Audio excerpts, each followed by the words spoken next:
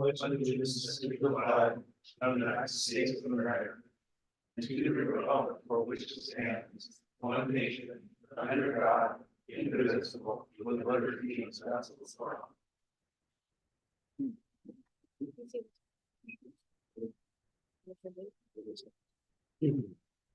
All right, we're going to start the evening off with the SB Spark Awards. SB stands for Exceptional Student Performance this year. And Spark stands for Self-Awareness, Positivity, Attitude of Gratitude, Respect, and Kindness.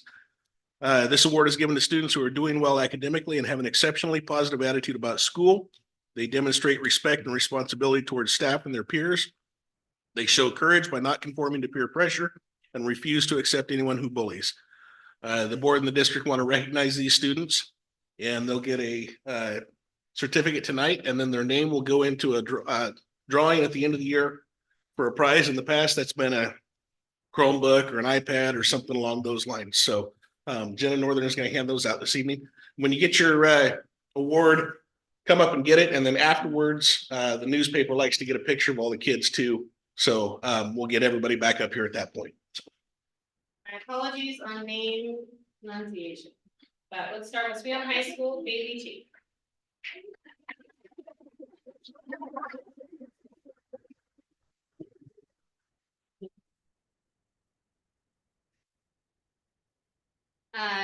Daniel McCubbins.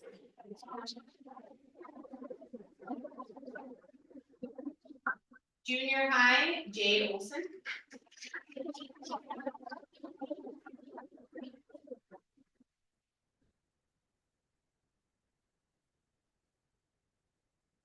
Junior high, Devin Sharp.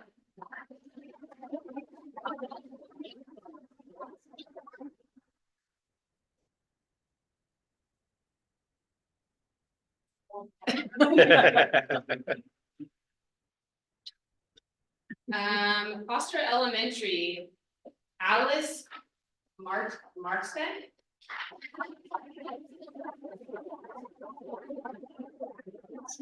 I like the songs. Hawthorne Elementary, Amelia Alvarez.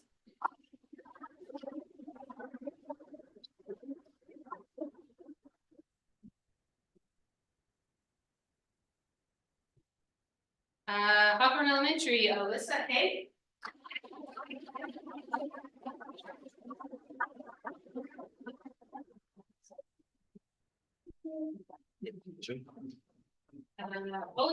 Holly Elementary.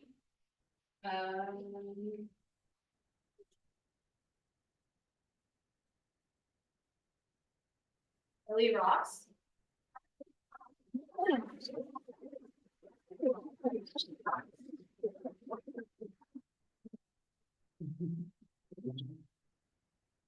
Holly Elementary, Grayston Murray.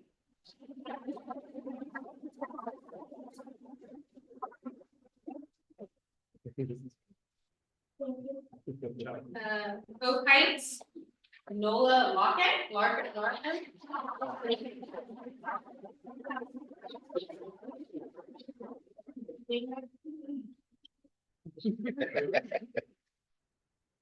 Oak Heights, Addie Dunley.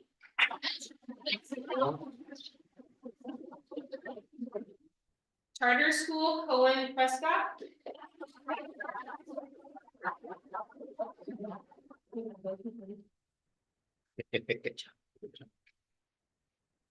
And last but not least, Sweet Home Charter for Harvard Gray.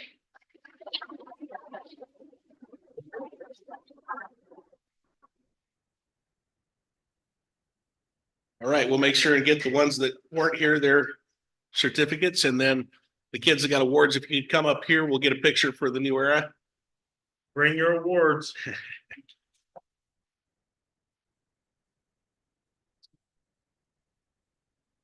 Shorter ones in the front.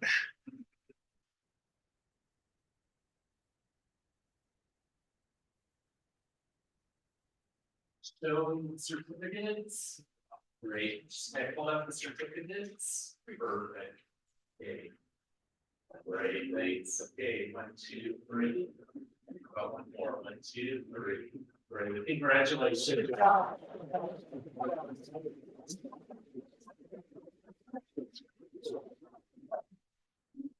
We do recognize this is a school night, so feel free if you would like to take your kids and go home. If you'd like to stay for the meeting, you're welcome to as well, so.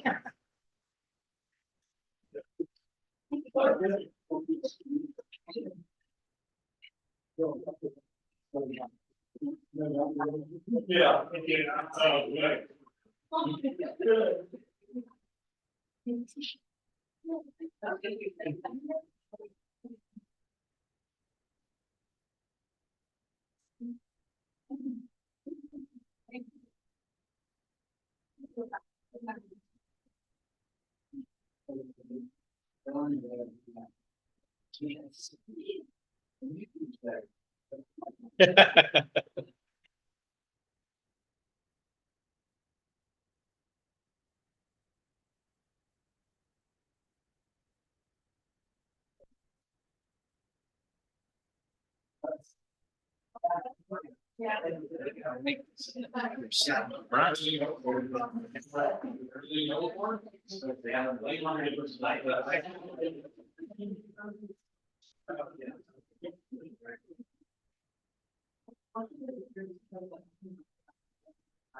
All right, we don't have any revisions to tonight's agenda, so I would entertain a motion to approve the agenda.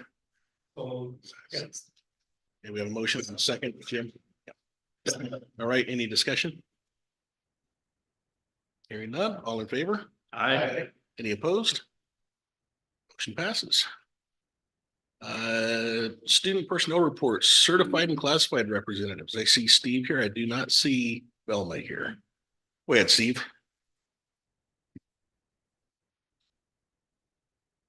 How's it going, guys? Good. Well, we've started into our winter now, and all the schools are working on their Thanksgiving basket stuff and their fundraising and doing that. So it's a really kind of a fun time. I was telling my classes at the high school, I said, yeah, I can't remember. I think we'll feed like 30 families. And then it's like 50 families at the high school. So it's a pretty cool thing. And I've got to be a part of that. So it's really, really fun. At the last board meeting, at the end of it, you guys had talked about, a climate survey, why, keeping teachers and losing teachers and different things. And it got me to thinking, and I wanted to bring up something. And so I emailed the principals and I emailed the principals and I want to let you guys know, you guys know Albany's a train wreck right now, right? Yep. Lebanon almost got to that train. Glad it's you saying this, Steve.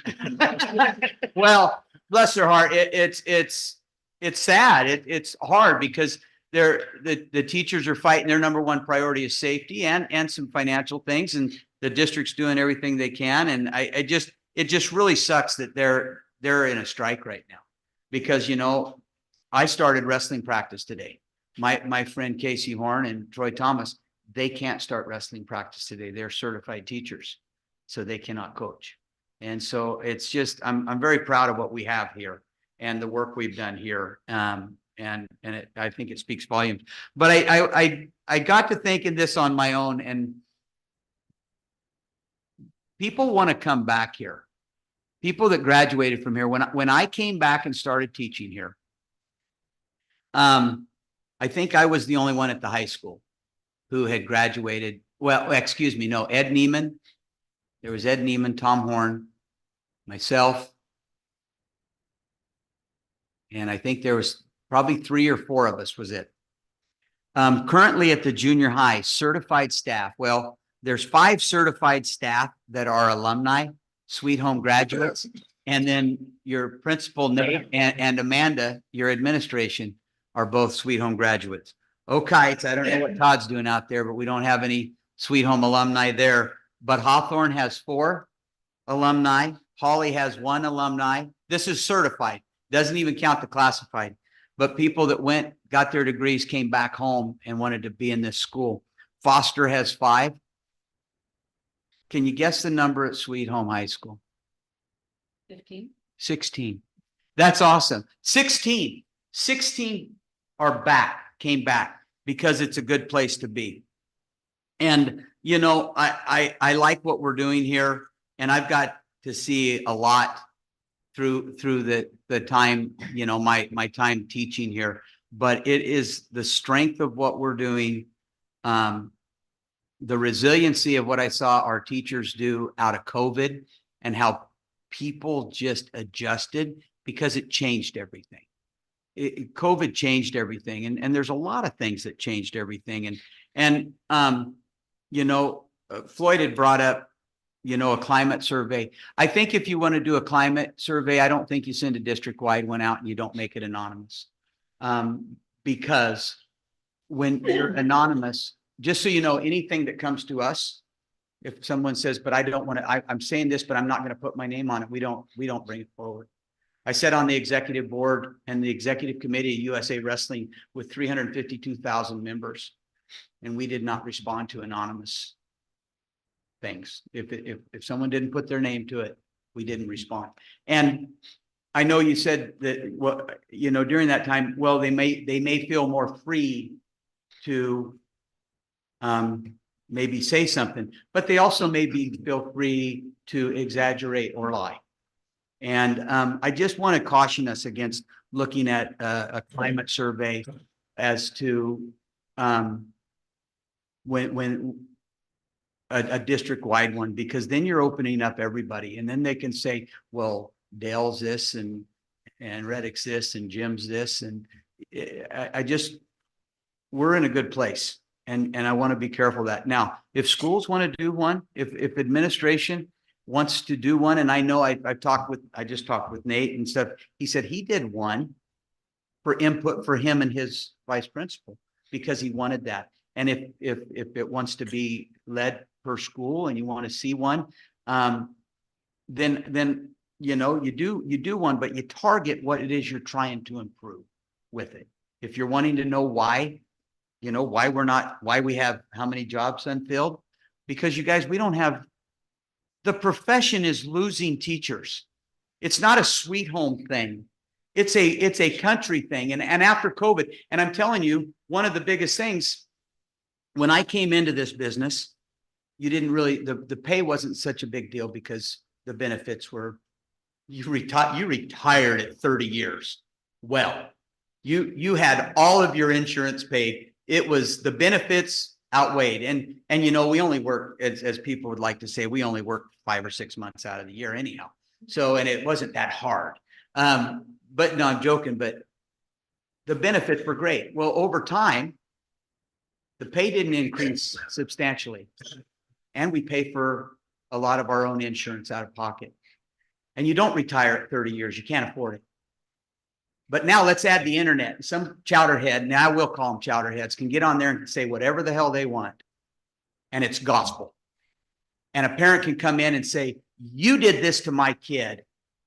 And it isn't, at that point, it becomes fact. It's become a dangerous game. And we learned in COVID that it's a difficult job to do. And even after everybody did, a lot of people left. When I called up Eastern Oregon University a few years ago and said, it called the wrestling coach and said, hey, how many wrestlers on your team are going into education? We need a science teacher. And they don't have one teacher graduating from Eastern Oregon University to teach science.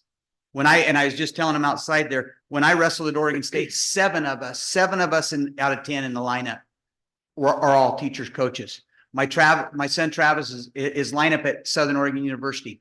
One person is going into education.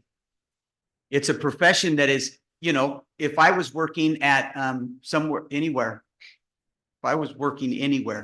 after 34 years, I'd be making 6 figures.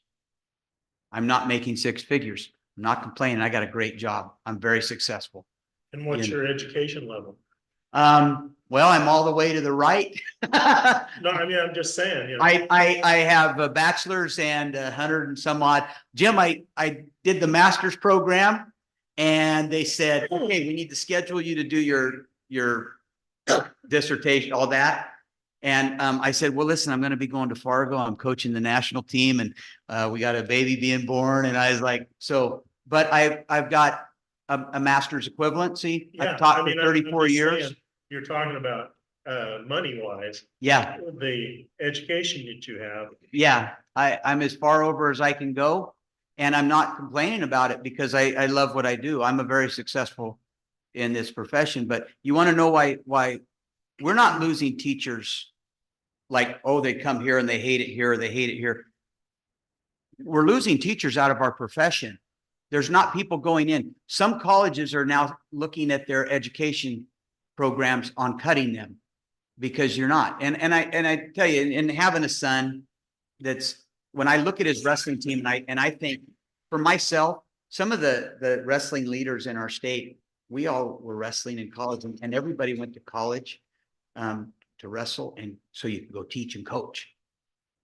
And now you've got all these guys. I just went and watched him down in California this weekend. You got all these guys they're wrestling in college and they're getting their degrees. And Travis, everybody asks, is he going to be a teacher? No, he's not going to be a teacher. He's going to be a fireman paramedic. He's going to get his degree from, wrestle, get his degree, and then he's going to go fireman paramedic. And you ask him why? He goes, I want to do that. He's seen what his dad's, the sacrifices and stuff like that. And again, I'd do it another 20 times. But you want to look at, I think we really need to caution ourselves and say, hey, we're going to do a climate survey to find out why we don't have teachers. Because our country doesn't have teachers and our state doesn't have teachers. And we're in a situation, you guys, where, some of these teachers that we have that are working and they're doing their schooling while they're working at the high school. That is awesome. And I think we got lucky with a couple of our hires too. I think they're doing a pretty good job. And to see that is kind of exciting, but not as many people go into education now because it is. If someone says something, out on the rig and says, well, so-and-so said this to one of our new employees, and they're going to say, well, yeah, get over it. But if you did that in education at a school, they go, what? You did? Well, that's fact. Sorry, we're going to put you on administrative leave and we're going to figure this out. And there's some scary stuff. And I guard myself. I've guarded myself for years on things to make sure that doesn't happen to me. But, when you put yourself around 140 kids a day, and then you put yourself out there we've got over 70 kids in our wrestling team right now. It's amazing. And then you say, okay, and then you're going to volunteer for some things. There's less people going into education.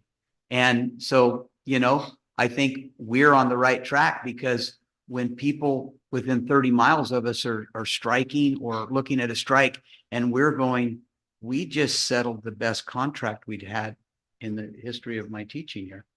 And we're getting ready to go back to that. We're going to want to do extra stuff for me. I know Kevin does. So, I hope. No. And I'll tell you something, and this board was very, very good. And I'm probably just talking, I just wanted to give you some insight. And I hope you take it for what it's worth. But I'm double dipping. Okay. Nothing changed except I get my purse check now, except something did change. This is 34 years. And since last December, when I stopped, I don't get vacation pay anymore. My sick leave's gone, right? Because there was a stigma several years ago. Well, those dirty, rotten teachers are just making too much money. We can't have retired people that come back and double dip. We can't have them. But what changed? What changed for me last year at this point to this year at this point? I'm teaching the same classes. I'm actually teaching a little bit. I added 2 preps. I'm doing the same thing, except I lost out. And so, So for the people that are double dipping, the district no longer has to pay reserves, but you're also not getting vacation time. or sick time. Yeah, it was put in the contract a long time ago because it was a bad, it was, I think it was kind of, Kevin, you can help. It was looked on like, well, listen, you've made enough. You're making taking enough. somebody else's job. Yeah. That's what it was. Well, and Yeah. it was, that was in a time when you could, well, we'll get rid of this person that's at the high end of the pay scale. We'll hire a first year teacher. It's a collective bargaining agreement. Well, Yeah. yeah, and go ahead. As I recall at the time, it was concerned about the perception, and so the board at that time wanted there to be, I think, kind of skin in the game, and so the agreement was that the holiday pay then would not be paid if someone would step double dip.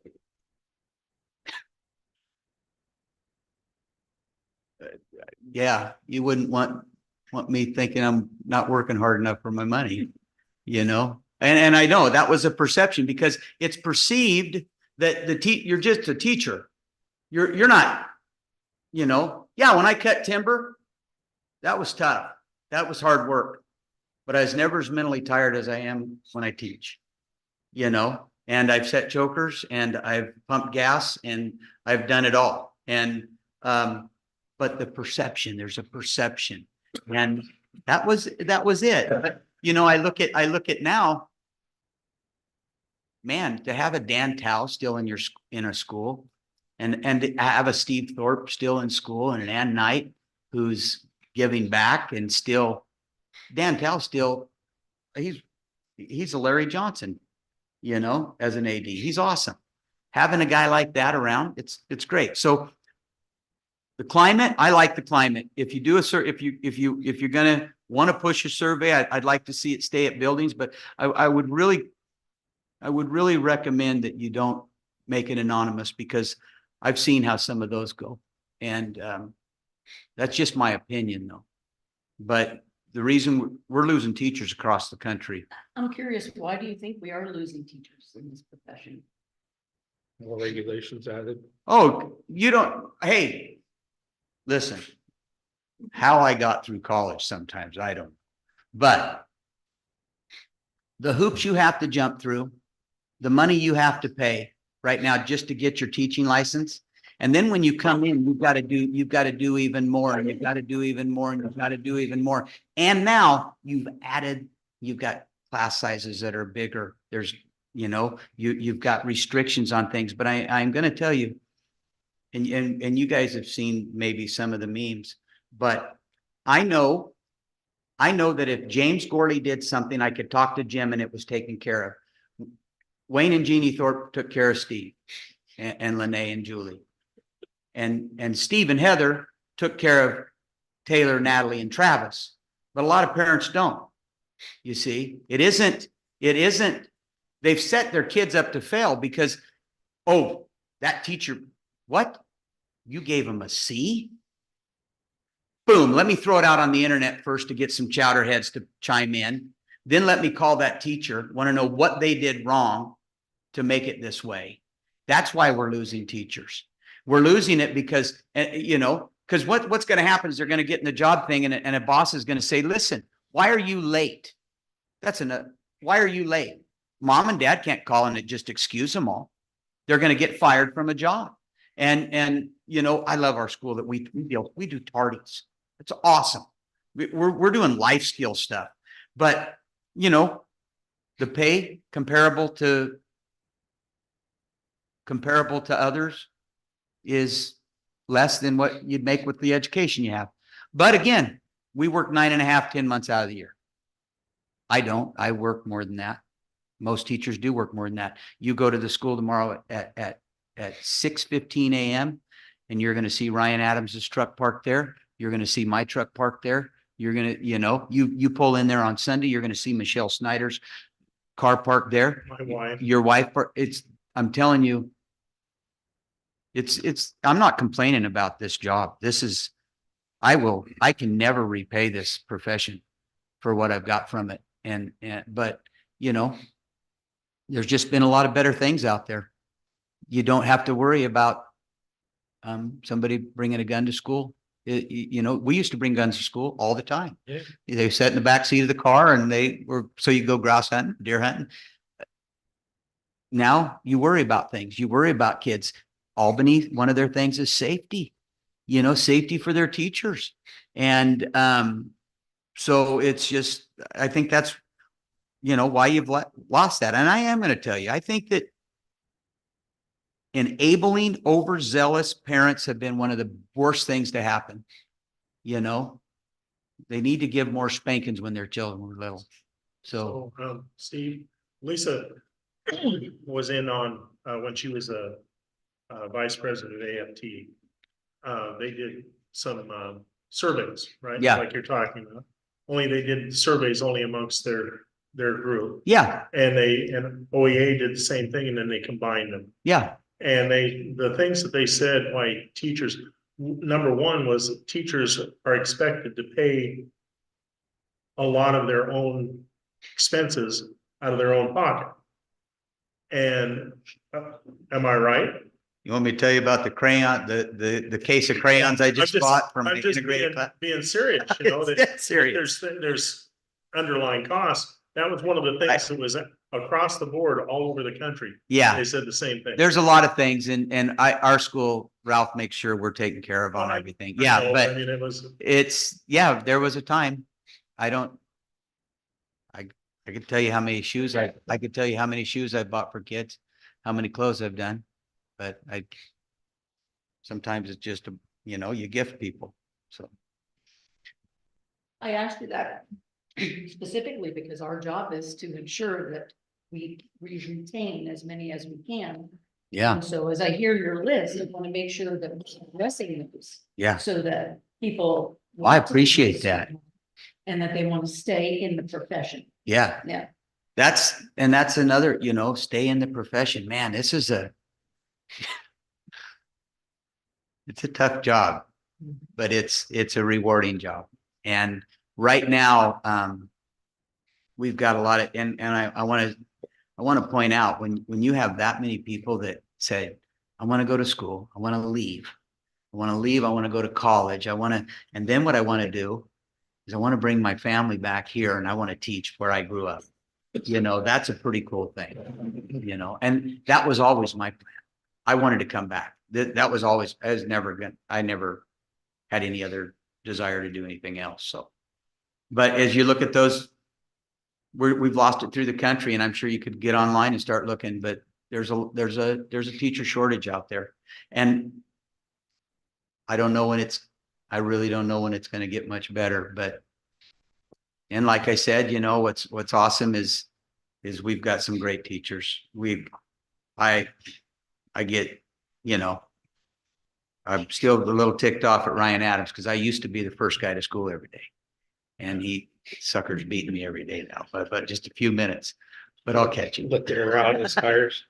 So you guys got anything? Thank you for letting me share that. I just wanted to, and where you go with it, you go with it. But, and you guys are welcome to email me anytime or ask me or find out. I'll try to be honest. I would love to, if we've got the ODE coming in December, the integrated class that we are doing is just, I think we're going to see it go into English and maybe some other areas.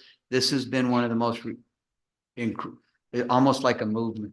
It's, I don't know, and Brian can probably let you know. You've heard positive about it, right? And I know Ralph has. Yeah, lots. Yeah. So watching our peer tutor kids, and Michelle Snyder just calls them our the students. She has hers as students. I have mine as peer tutors because we're so, I just sit back sometime and go, holy cow. This makes it a good place to be. So, all right, guys. Thank you. Thanks, Steve. Who's next? Student report. Go ahead. My name is Dylan Boggs. I'm the student body president at Student High School. And a few things. A varsity wrestler wrestling team. We just started our canned food drive. We started around 2 weeks ago. One big thing is we've raised 1,300 pounds and $1,700. 1,000 of those $1,700 were raised all by students at our assembly. We have a game called Stick It to Hunger, and we had $1,000 I think $1,060 raised in 2 minutes at our assembly, all raised by students. We also have places like Sham donating money to us for our totals. Our goal is to feed around 50 families. We usually go a little bit over 50, 55, 60. So that's very nice. We have 2 awards going out to a coach and a teacher. We have Jacobson with Lynn County Ag Teacher of the Year, and Dan Tao receiving the Merit Award for going to the Baseball Hall of Fame. And then we have our winter sports starting, I think they started today. We have wrestling, boys, girls basketball. And this last season, we had some really good athletic success. We had Emma Witten for cross country. She plays 4th at state for the 5K, which is awesome. And that's all I have for. You guys have any questions? What did they do in those 2 minutes? Okay, so we have the duct tape or clear tape, and we just stretch it across the assembly floor. And each grade has their own section, and then they just slap coins, money. The ones that raised the most money were the juniors. They had one kid that donated $600 himself by his own money, and then someone donated like 170. But I think the juniors alone raised about 700 of those dollars. Amazing. Anything else? Thank you so much.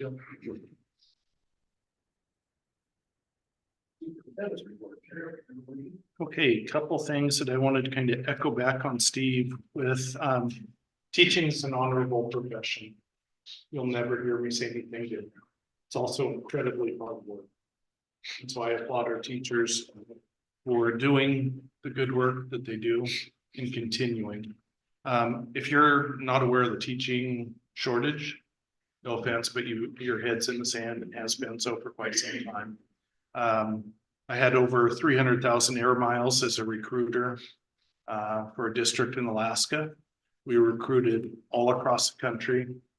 And what started becoming clear is everywhere we were going, the people from where we were going next was already there.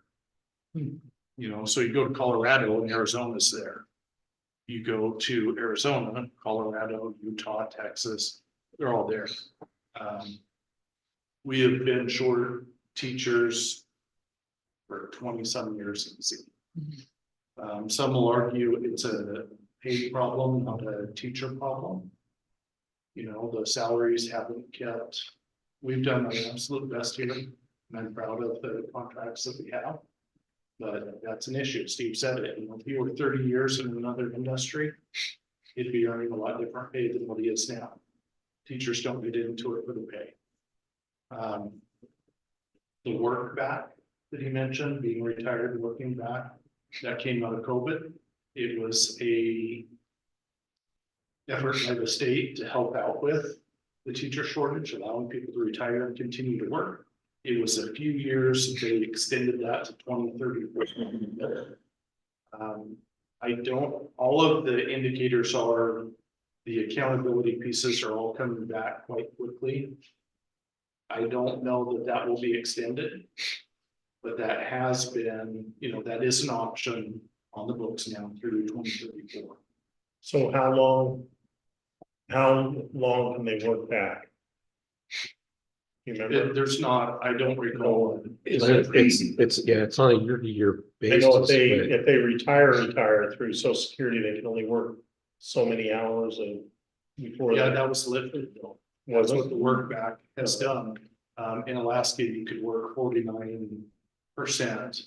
That's been completely lifted for certified teachers to be able to come back and work full-time through 2034. But in 2035, all indications are we're going to see that, which should help. So how many teachers do we have that are, throughout administration are working back? Less than 5. So what does the impact financially if we were to give them hers back, that they would, you know? They We can't. can't do that. No. It's in statute. Yeah. It's a trade-off. It makes it a little, there's a financial incentive for us as a district. It's small, but it's there, some of the different benefits and things. Also for the retiree, they can draw their retirement and their salary, which oftentimes due to some of those things being stripped away is slightly less than what they're receiving before. Okay. So when we have people that come through to work back, that's exactly what's going on. I can get you an exact number if you'd like, but I know that it's less than 5. Enrollment. Last month, we had 2,264 students. This month, we have 2,240. I mentioned that I would be tracking that, and so here's your report back on the tracking. Some are going to homeschool. Some are moving out of town. Some are moving into town. For one of our sites, 2 went to homeschool, 3 moved. And so that was, 5. Others, though, the high school, there's kind of an ebb and flow there. Some will move out, some will move in. And so while there's a difference of 24, there's more than that than actually, movement that happened with the numbers that have left and other numbers that have come back. We frequently transit students between here and Lebanon. We'll have one family from Lebanon move here. We'll have one of their families move there. But we are tracking that. And some of also with the high school, a number of theirs are 10-day drops. If a student is not in school for 10 days, we're required to drop them from enrollment. And then we're also doing our job by getting those kids back into the system as well. So questions on that, I just want to give you an update. We have hit the decline like the entire rest of the state, rest of the country. We had stayed at, we were staying level, and now for the first time we are seeing that decline. As we talked about, I think it was last month, that is directly tied to our funding. What our funding will look like for next year. Is the 10-day drop unexcused absence, or is it absence across the board for 10 days? I believe that's possible. You're gone in 10 days. You're gone in 10 days, we just have to they could be on vacation for 10 days. Yeah. Be gone, and then as soon as they come back, we put it right back. Now we got a direct off, we got a team that, a lot of our kids are, they have tough homework, tough stuff, tough counselors, a whole bunch of stuff. And so when we lose a kid, I've got a team that goes out and basically wants their tail to get back in. But it's tough. That's through the chair. Attendance, we had an attendance award celebration last Thursday at Hawthorne. And had a great time with the kids. They're really excited, when that happens. I'd like for the board, to invite you for our next one, which is that happens to be our next luncheon. We don't have the date yet, but we can send that out to you. The attendance award winner for last month with 91% was a junior high. Oh.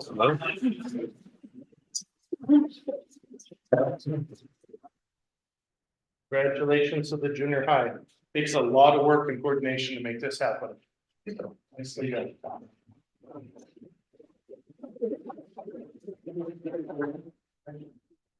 We have, I'm skipping down to some of the future agenda items just to give information for the board. Training on boardsmanship this Thursday from 5 o'clock. And it'll be less than 3 hours. Would certainly appreciate it if you can make that. Gal that's coming in, her name is Jennifer Nelson. She's from Carlton, which started out as a logging community. We were reading back in the 1840s. And so she wanted us to know that she is a small town person. Carlton has shifted over largely, it sounds like, to winemaking, but they have 2,225 people that live there. I think she's living in Newburgh now, but she's from Carlton, so she's a small town person. Coming into the training is a required piece. We have to do this by statute and just boardsmanship, how we do our jobs together better. We'll have a box dinner, since it starts at 5, certainly appreciate it if people could come. And you're thinking it's about 3 hours? I told her 2.5. Or 2.5. And then strategic plan meeting will kick off in December. I've said that a number of times, but I just want to keep that out there. We are looking at some different moderators. The impression that I get, and please tell me if I'm wrong, but I don't think we're wanting to bring in a moderator from OSBA. And so the moderator's job is simply help us get to the point with our ideas and what we want. And so we are looking at some moderators to come in to allow all of us to be full participants with that process. So questions on that part? Can you kind of touch on the cost on some of those? Just to kind of Yeah, lay that out there. 60,000-70,000. it can go from as little as you want to, one of the least expensive, and I'm not pushing this, I'm just giving information. One of the least expensive is OSBA. That's one of the services that they provide to districts all across the state. One of a district that's very close to us and is experiencing financial issues right now went,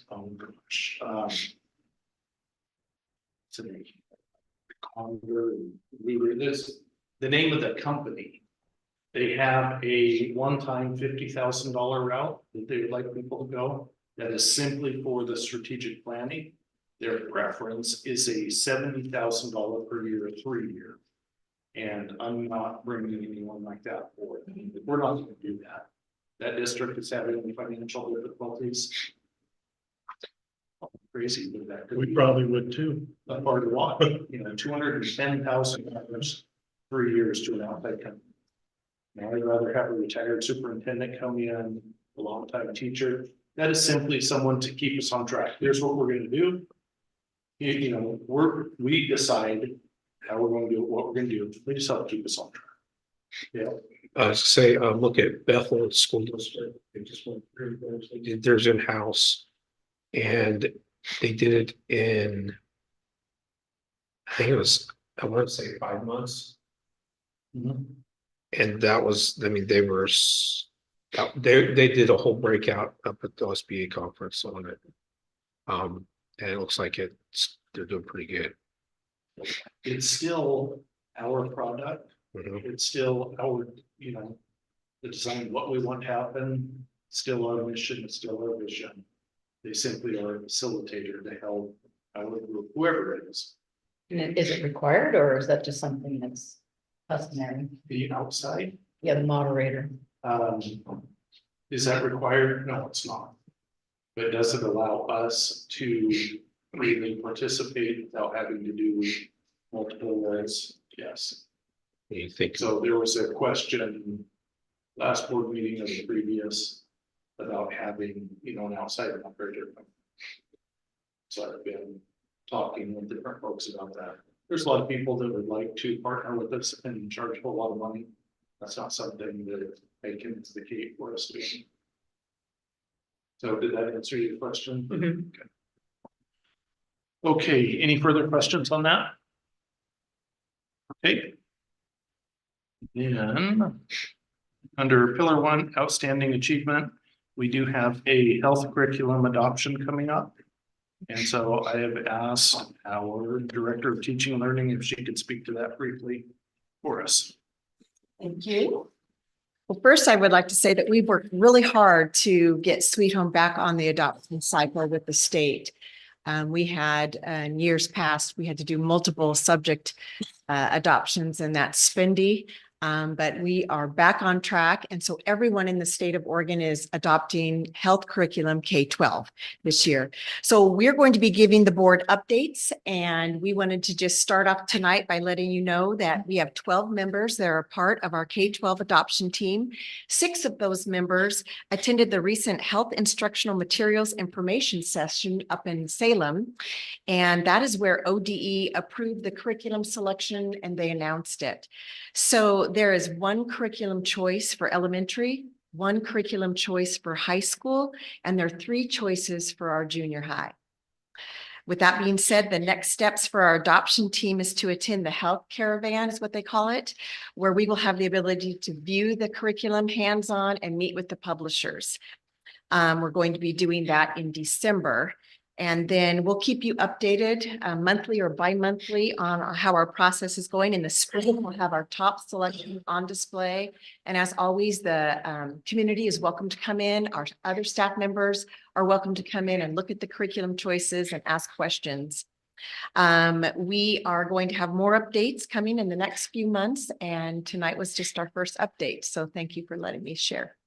Some questions. So, do we actually need curriculum? Yes. Is that from the state? They said we have to purchase. Every curriculum? 7 years, we go through an adoption process and So it's, we just couldn't teach health without a curriculum and have to purchase one. Okay. it's best practice to stay on their adoption cycle, just to make sure that we have current curriculum. In the high school, well, do you have how many educational minutes are spent for health broken down by each of the grades? I can How get many that for you. I can get that for you.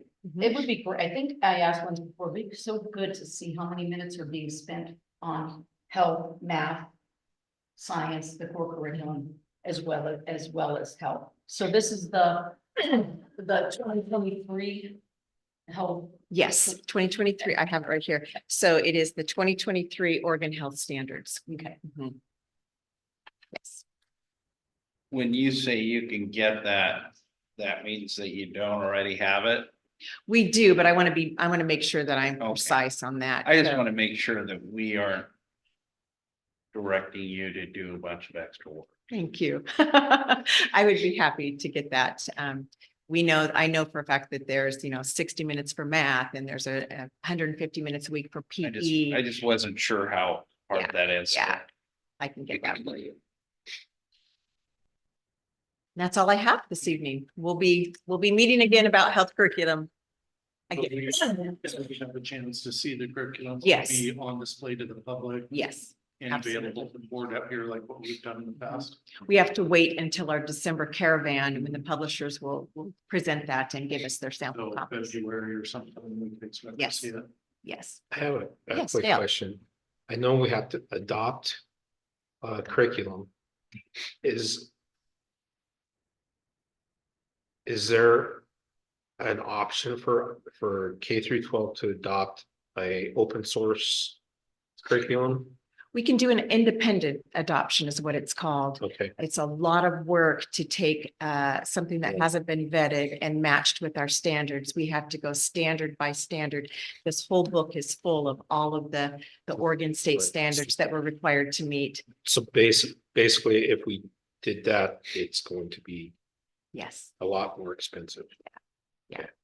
A lot more time consuming. Like Right. what I was asking about. Yeah. Okay, Thank you. thank you. Next up, under Thriving Citizen, we have Mr. Scott Jacobson here tonight with us. And as a student said, come on up, Scott. As a student said, Scott has been the teacher of the agriculture educator of the year by the Lynn County Farm Bureau. And we've got some great pictures on our website from that. So Scott, can you tell us a little bit about that? So this is from the Lynn County Farm Bureau. At their annual awards dinner this past week, I was honored enough to be selected the Ag Educator or Agricultural Educator of the Year. So this is a little bit about the Farm Bureau. The Farm Bureau is a group of farmers, agriculturalists, ranchers from across Oregon. Specifically, we have the Lynn County branch here that support each other, but also fight for farmers' rights, advocate for farmers and ranchers. They give 2 awards a year in our county. This is one of them, and then the other one is the Farm Family of the Year.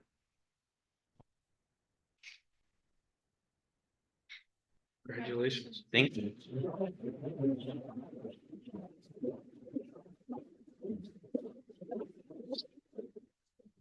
I'm from Eastern Oregon, that's the heartbeat of America. Yeah. I guess really quick, we'll have a second. I can get, last year we were here in October, so it's been about a year since the students were in here presenting, but program's grown quite a bit. We've had district officers since then. We've got the largest group of freshmen involved this year. So 3rd year of the program, it's still growing really strong, and excited to see what we do. And hopefully traveling even more this next year, hopefully going to national convention. So thank you. I will say. So I work in ag, and I was at the ag show the day that the FFA kids go through there, done that for years and years. It was very nice to see Sweet Home students there. Yeah. Those are future leaders. When I started in ag long time ago, the kids that were coming through as FFA kids at that point are now the ones that I deal with in the farms on a daily basis. That's how the transition goes. So great to see Sweet Home kids in that situation. Thank you for everything you guys do also. Thank you. Thanks, Scott. Next up, Thriving Community. Julie Harvey is here to speak to us about an elementary career fair, our first ever. And I'll stop there. Awesome. I want to say about Scott, this real estate, but my son had a kid, he's a sophomore in high school, and he got my kid interested in ag, and we did, he competed for him last year, and so Scott is a great guy, and a great teacher. Really great guy. Okay, so, I'm Julie Harvey, I'm currently a counselor at Hawthorne. I've been in the district 27 years, most of you I've been with for a long time. And some of you I've done my entire 27 years in the district. You're a bunch of familiar faces, and I probably am too. And as a side note on what you currently were talking about before me, my husband made more with less than his bachelor's degree than I made with my master's degree. So, just kind of as a, Would you trade it? No, I love my job, and it's been, the trade-offs have been well worth it for me. But it is interesting sometimes, where the comparisons are. So before I tell you about the career fair, I'm going to pass these around. And let me, also fantastic. Because I want to tell you a little background while you pass this around and give me a chance. It's probably more. So, we are doing an elementary career fair coming up, and I'll talk about that in a minute. But I kind of want to tell you where that came from, because this is a probably 7-year process at this point. There are 5 elementary counselors in your district. There are 4 directly assigned buildings, and then 1 that is in every building. And during COVID, so there were 4 until that 2nd year. During COVID, counseling was challenged just like everything else. And we went to online lessons and a website, and help requests and meetings, individual meetings with students. But during that time, it became really important for the elementary counselors to collaborate, so that they could make sure that they were available and sending out sort of district information instead of building information, because so much was not so much what we usually provide was we were not able to provide. And so that's kind of where that came from. The last 4 years, we have met as a PLC group.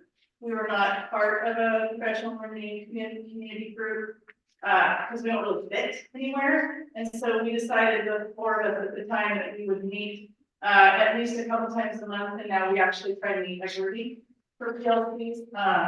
And we kind of did that on our own, without anybody's permission, and then, ask later once it was really going really well. And we do consultation, so we talk to each other about the things that we don't know. Maybe really hard subjects that sometimes we need somebody else to weigh in on about what's going on in our school. We brainstorm, we try to norm rules and procedures between our 4 schools as much as is reasonable. Because as you talked about earlier, we have a lot of students that go back and forth. So that's been really helpful too. We are in charge of our SEL curriculum, social emotional learning curriculum, which I'm sure you've been talking about, has had a big push in the last few years. So we do zones of regulation, Kelso's rules, second steps bullying, Aaron's law, which is personal protection, and then we've now added career, because that is now also a big push. So that's kind of our history of how we've been working on this and how our collaborative efforts have come.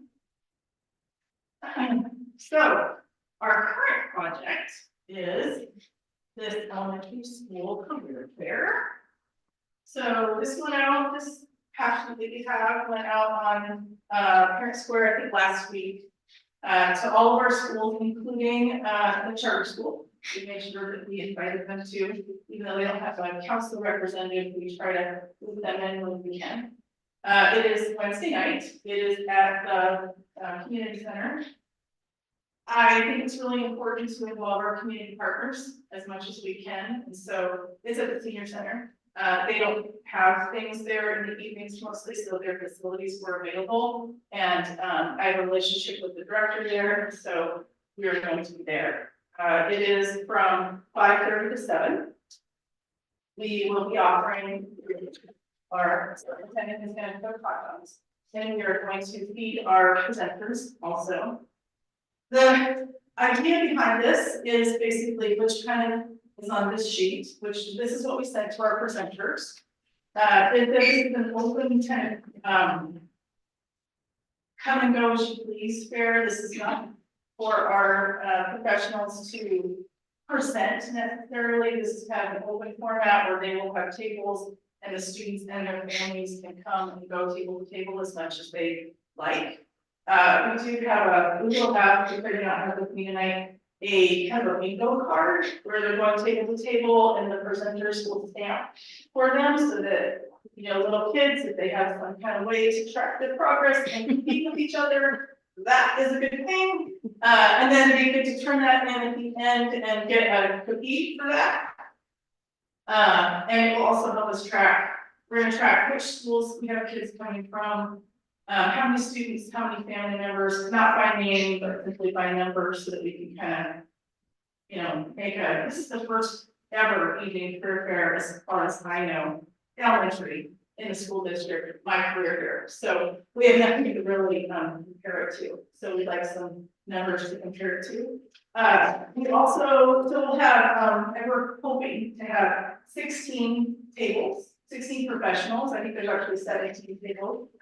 They cover all sorts of skills: baker, EMT firefighter, graphic designer, small business owner, veterinarian, photographer, videographer, logger equipment operator, senior center admin, police department, marketing manager, electrician, teacher, sheet metal fabricator, military, and librarian.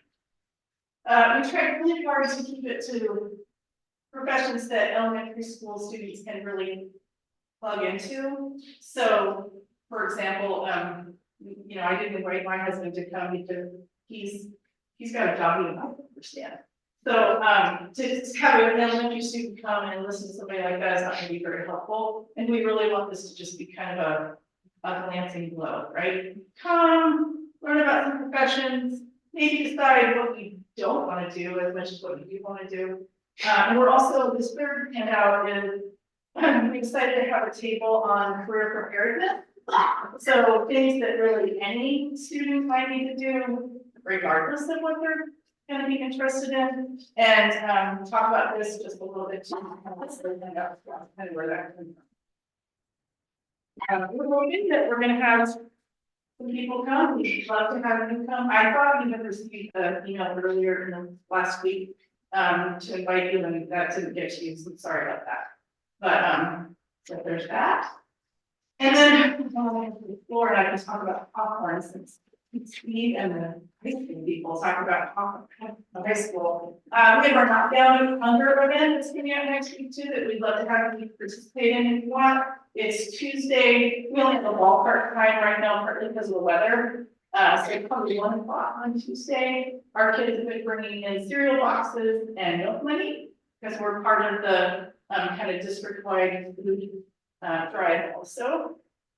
And we have partnered with Chef the last couple of years. Cereal is one thing that's very expensive and that they don't get a whole lot of, but it's also really valuable and easy for people even without households or stoves to eat, and you don't have to have milk to eat it. You can fry it, it's portable, all that stuff. So that's what we do. And then we set up we got all cereal boxes in. Last year we had over 1,000. And we set up sort of a dominoes thing with them. And the kids get to go out and see the domino design knock over. They really love that. We have teacher and classified staff challenges that we do, like wearing costumes, or last year we had sort of a pie in the face, and Mr. Looney shaved his hair off. So we do that in assembly also. It's kind of a big deal. We're hoping to have over 1,000 this year to donate. So that's me. Thank you. Thank you. Last one that for my report, I wanted to point out, eventually stealing some of the thunder from Christie with she's our McKinney-Vento homeless liaison. These come from the Soul open box. If you take a peek out the hallway, we probably have 14 boxes, several hundred codes out there. These are 2 of them from the open box, and these are for the littles. NTech employees, not the company itself, their employees do this for us every single year. Not now and then, not here and there, every year. And it's a truckload of boxes over here. These are the littles. These are given out both through the schools to students in need and also through our clothing closet. They are, from the littles all the way up to, the various sizes out here. And I just think that's a tremendous thing that the NTech employees do. We do send them a thank you letter each year. If that's something that the board would like to be involved with, we can write it. You could sign off on behalf of the board. We're open to that. But what a neat thing, as we, you hear a lot about us giving to the community. That goes both ways. There's also a lot of positive from the community that comes in on behalf of our kids. Try to wait for the kids to say thank you, like giving them like a little template that you could give them and they can follow on or something. They can explore that with their own students. Might make Some of the, it's like an experience that I had with a mid-school student that had never received a brand new pair of shoes. It was in middle school, 12, 13. They received a brand new pair of shoes. This individual was so just elated showing off the new shoes. Videos or something. And so sometimes I think, that's enough. But because these are some of our neediest folks. But so I can talk with our administrator, if you'll allow me, and talk with our administrators and see if that's something that they'd like to do. It's just, what a great thing for our kids. There's a lot of need here. And it's neat to see the different agencies that step up, including our own kids and schools to help out with that. So with that, thanks to NTech. That concludes my report for tonight. We covered a lot of good stuff. I'm sad that we have a number of members missing tonight, so make sure you take good notes to share with them. Thank you. Thanks, Terry. So moved. Second. Does anybody want me to read the consent agenda? It's a short one tonight. No, we can read it. Okay, we got a motion and a second to approve the consent agenda. Any discussion on any of those items? All right, hearing none, all in favor? Aye. Any opposed? All right, motion passed. It's easy. Information and discussion, budget update and property tax information, Kevin. Hey, thanks, Jason. Item should say in the board packet, for budget, our year-to-date spending, we are up $385,000 for this. Yeah.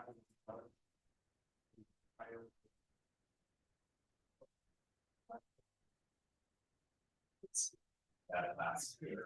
One other item of note, this is page, textbooks and curriculum. When we prepared the budget, back in the spring, we were expecting to receive all of our curriculum before June 30th.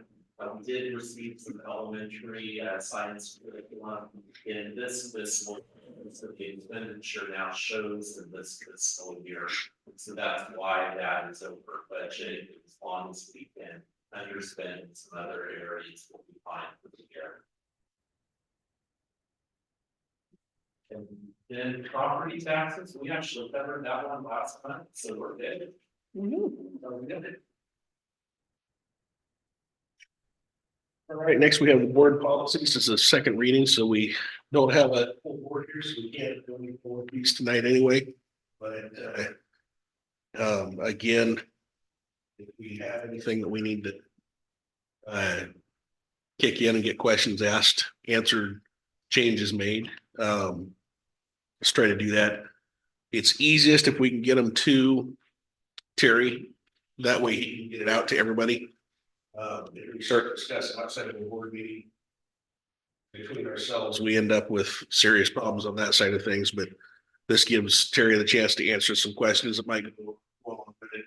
Need to change some things. We can get that information out to everybody equally, and then when we come back together and have that information at that time. All right, tonight we have no action items. What kind of works tonight?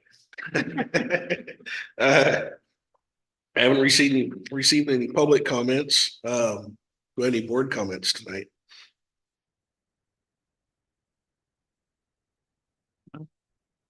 I'll say something. Yeah. It's just, I don't know if everyone here realizes the impact that you all had on my daughter Jillian. We came here, as a freshman. She was a freshman in high school. She became the manager of the greenhouse. And she's going off to Liberty University. And she wants to come back here and teach. So I wanted you all just to know that some of the things that you're talking about, they echo true in our family. Yeah, so, yeah. Yeah, I will say it's not public knowledge. Yeah, we don't have any late items. Thursday, November 21st. That's this Thursday, correct? Yeah. Board work session 5. Again, just to reiterate, we have to do this once every term. It's best if we can do that early in people's terms, just because it kind of helps to work through the rest of the time on the board. It's always great information. It's always a good reminder. It's been on the board for a while. So Just for knowledge, what happens if we don't have a quorum? it's a work Work session. session. Just want to make sure you go over that. I might have a little bit of a conflict and I have to leave early. If I have to leave early, is there any way for me to make that up? Uh, Is there like an online course or watch a video or anything like that? SPA has some, I'm not sure if any of They might have a slide deck that you can look through, but I think it's a mandatory. we can I mean, figure all the figure out board what we need to members do have that. to do it. I think it's one of these things that it Sure. makes good sense to do it. Mhm. In the past, we've tried to do that. COVID, just like everything else, kind of created problems with that. It's probably time to get back to it. Probably part of the reason the legislature is sitting back to do it. Mhm. Because codified it. Next board officers meeting is Monday, December 2nd, 3:30 in the superintendent's office. And our next board meeting is December 9th at 6:30 here in the district office boardroom. And we're adjourned.